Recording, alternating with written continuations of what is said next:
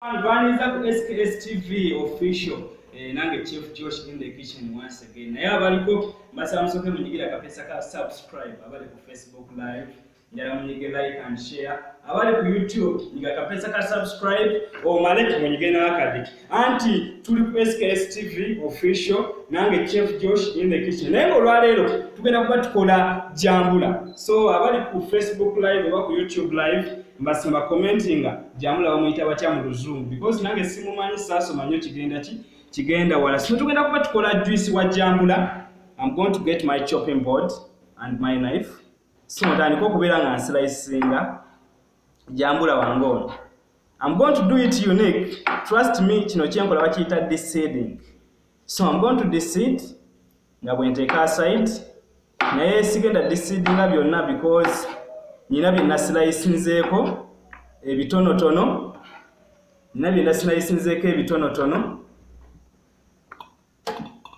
So I'm going to put in my blender. Nina kusaamu jambula wange mu blender. I can't wait to taste. Now before I do anything, let me taste.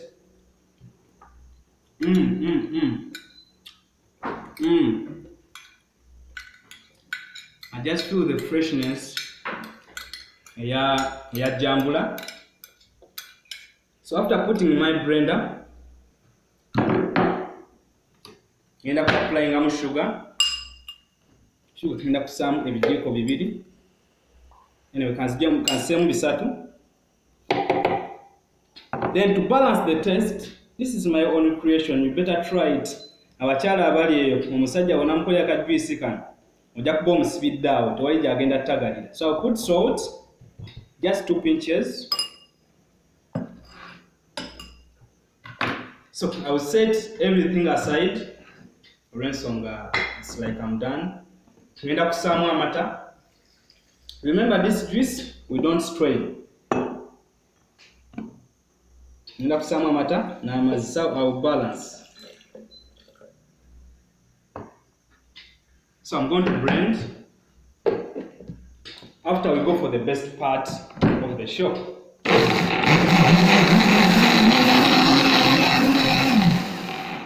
Okay, I'll apply more of my milk. Naye obanga toyina mata, osokozesa amazzi. Oba toyina mata.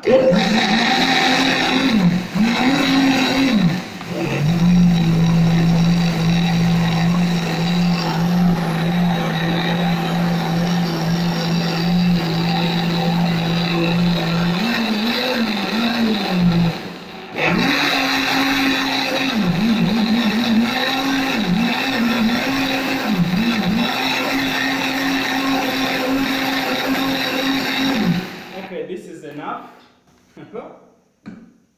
I think I should first test first. Nga sinateeka mu kintu kyonna. Hey.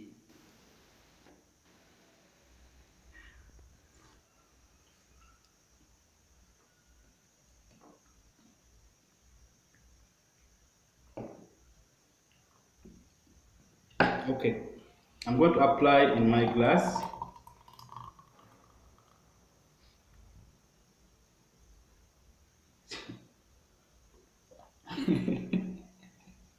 Okay, abali ku Facebook live mbasaba you comment, like and share. Then abali ku YouTube nkusaba subscribe kyokka kyobonkolera. Jukira oli ku SKS TV official nange Chef Josh Fireman on CCCC one in the kitchen.